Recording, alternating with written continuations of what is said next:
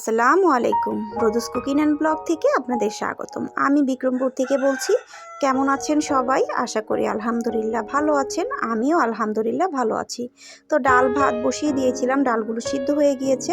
এখন আমি আমগুলোকে দিয়ে দিব, আর আম দিয়ে আমি বেশি করে জালও দিব না, তা না হলে আমগুলো একদম নরম হয়ে যাবে। আর এখানে বাগার দেওয়ার জন্য আমি রসুন আর পেঁয়াজ কেটে নিয়েছিলাম, এগুলোকে ভেজে নিয়ে এখন আমি বাগার দিয়ে দিব। তো সেটাও আপনাদের সাথে শেয়ার করা। তো এই তো একটা বলক এনে আমি আম ডালটাকে নামিয়ে ফেলবো। আর গরমের সময় আম ডাল খেতে ভালোই লাগে, মন্দ লাগে না। তারপরে আমি ঢেঁড়স ভাজি করব। একসাথে আমি সব কিছু দিয়ে দিব, পেঁয়াজ দিয়ে দিচ্ছি, লবণ দিয়ে দিলাম পরিমাণ মতো, আর যে কটা প্রয়োজন আমি কাঁচামরিচ দিয়ে দিব। তারপরে একদম হাই হিটে আমি ঢেঁড়স ভাজিটা করব, কারণ হাই হিটে ঢেঁড়স ভাজিটা করলে ঢেঁড়সের যে কালারটা থাকে সবুজ কালার, ওইটা একদমই নষ্ট হয় না, একদম সবুজ সবুজ থাকে।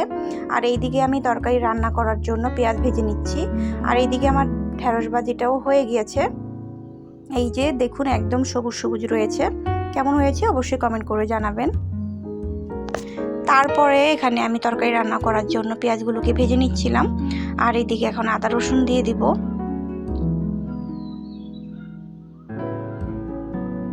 তারপরে ধনিয়া গুঁড়া, মরিচ গুঁড়া, হলুদ গুঁড়া, এগুলো দিয়ে মশলাটাকে কষিয়ে নেব। আর এভাবে আমি তরকারিটা রান্না করব। কি তরকারি রান্না করব জানেন? আজকে খাসির মাংস রান্না করব। আর এভাবে একদম খাসির মাংস রান্না করলে যে খাসির মাংসের যে একটা স্মেল থাকে, অনেকে খেতে চায় না, এই স্মেলটা একদমই থাকে না। বুঝতেই পারবেন না এটা খাসির মাংস খাচ্ছেন না গরুর মাংস খাচ্ছেন।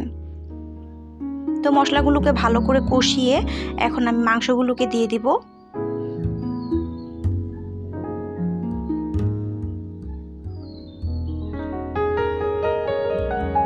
তো আমার ভিডিওগুলো দেখতে দেখতে যারা এই পর্যন্ত চলে এসেছেন তারা অবশ্যই মনে করে একটা লাইক দিয়ে দিবেন। আর আপনাদের একটা লাইকই পারে আমার ভিডিওগুলো আরও 5 জনের কাছে নিয়ে যেতে।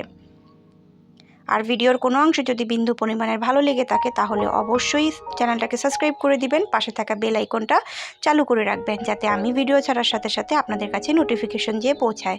আর আপনারা আপনাদের সময় সুযোগ বুঝে আমার ভিডিওগুলো দেখে নিতে পারেন। আমি একদম ভালো করে কষিয়ে পানি দিয়ে দিয়েছি। এখন আমি একদম মৃদু আঁচে মাংসটাকে রান্না করে নেব। আর এইদিকে আমি গতকাল আমসত্ত্ব একজন আমাকে আম দিয়েছিল, এগুলোকে আমি আমসত্ত্ব বানিয়েছি, সেটাও আপনাদের সাথে শেয়ার করা।